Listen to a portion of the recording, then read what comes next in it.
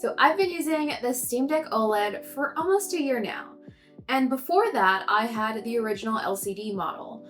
So I've been in the Steam Deck world for a while. And after logging way too many hours, I've got thoughts. But this isn't going to be one of those deep tech breakdowns or side-by-side spec comparison. I just want to share what it's actually been like to live with the OLED model day in and day out, what's held up, what surprised me, and why I still reach for it.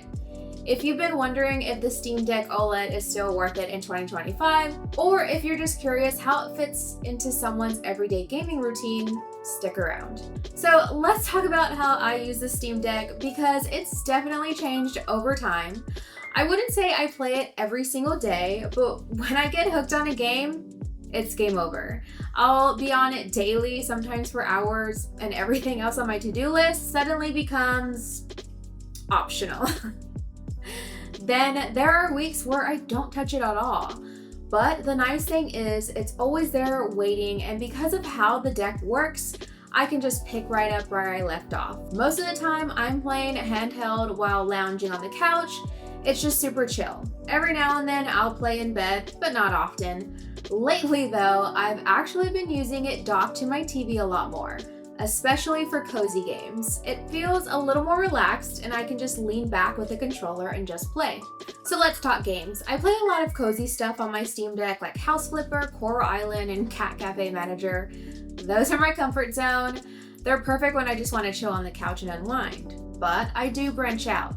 I've played Horizon Zero Dawn, Assassin's Creed Shadows, and recently got into Avowed. And surprisingly, most of these bigger AAA titles actually play really well on the deck.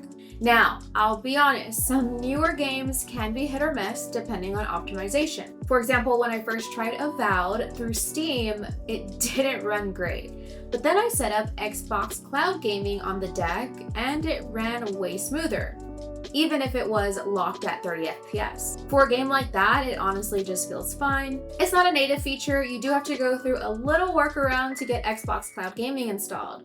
But once you get past the setup, it works like a charm. So you just launch the browser shortcut and you're in. That flexibility is something I love about the deck. If something doesn't work one way, there's usually a workaround. And more often than not, it actually plays well. Now, performance-wise, the Steam Deck OLED has held up really well for me. Valve's been great about pushing out updates, and you can tell the overall experience has gotten more polished, especially compared to when the deck first launched.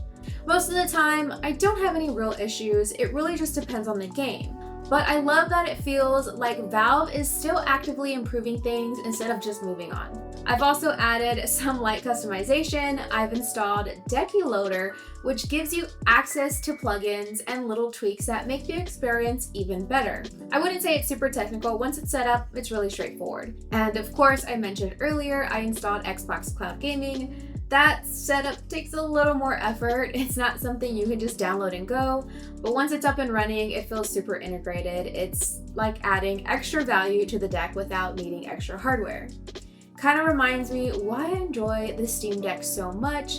It feels like a real platform, not just a product. You can tailor it a little to your style without feeling like you're breaking anything. Now, lately, I've been spending a lot more time playing my Steam Deck docked, especially for cozy games.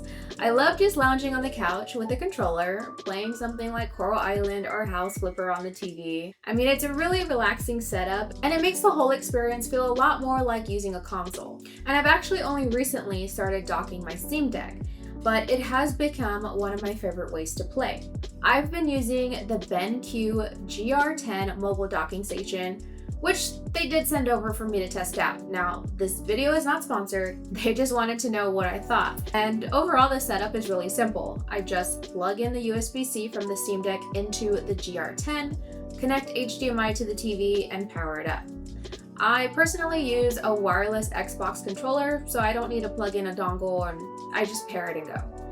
What I like about the GR10 is it's compact, clean, and travel-friendly. So I've got everything I need without being bulky or messy, and it's made it easy to transition from the handheld gaming to a big screen setup when I just want to lean back and enjoy a cozy game. Now, to give a little context, I've actually been using the Steam Deck since the beginning. I got the original LCD model when it first launched, and then upgraded to the OLED version around April of 2024, and then later picked up the limited white edition OLED model when it came out in November. So while this particular unit is only about 7 months old, I've been hands-on with the Steam Deck for much longer, and across every version that I've owned, the build quality has held up. Now, with the white OLED, I've been using a kickstand case from day one, and it's helped me keep it in great shape, and honestly, it looks brand new.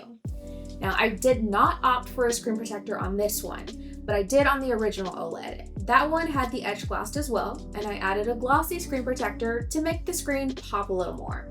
But with this version, I've actually embraced the etch finish, and I still think the screen looks incredible. The buttons, triggers, and thumbsticks just feel as good as day one. No drifting, no weird wear, and overall the form factor is still one of my favorites for handheld gaming, especially when I'm playing for long sessions on the couch. Now, battery life on the OLED model has been solid. It really just depends what you're playing, which probably isn't a surprise. Now, personally, I don't mess with any performance caps or frame limiting. I just play on default settings. So for more demanding games like Horizon Zero Dawn, I can get about maybe 2 to 3 hours on a full charge.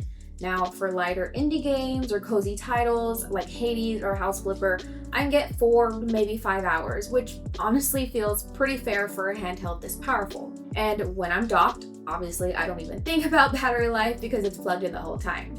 So overall, it's not an all-day battery, but it's good enough for the way that I play, and with how fast it charges back up, I've never really found it to be a problem. Now, the reason I keep coming back to the Steam Deck despite having the Rogue Ally is real simple. It's just easy to use. It gives me the console-like experience that I love, and I can be mid-game, put it to sleep, come back later, and know I can just pick right up where I left off. And that's not something I can get from my PC or other handhelds. And of course, that OLED screen, which still looks amazing every time I turn it on. It's vibrant, immersive, and really makes games pop. And I also love that I'm not tied to a desk. I can play on the couch, in bed, or dock to a TV. If I want to unwind after a long day, I don't have to boot up my PC. I just grab my deck and go. Now, even though I have the Rogue Ally and an Xbox, the Steam Deck is the device I reach for the most when I want to play.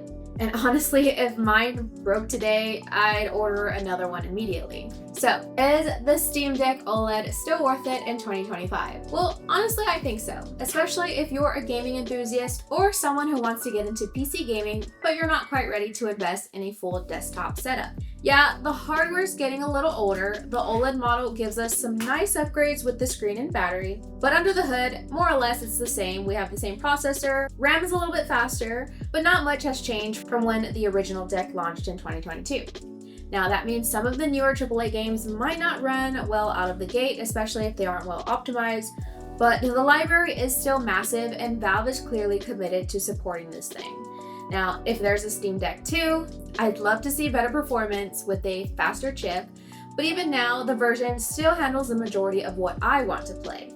So overall, the experience is solid. So if you're looking for a versatile handheld that lets you play PC games on your couch, your bed, or your TV, wherever, I'd still recommend it. Let me know in the comments how you've been using your Steam Deck or if you've been thinking about getting one.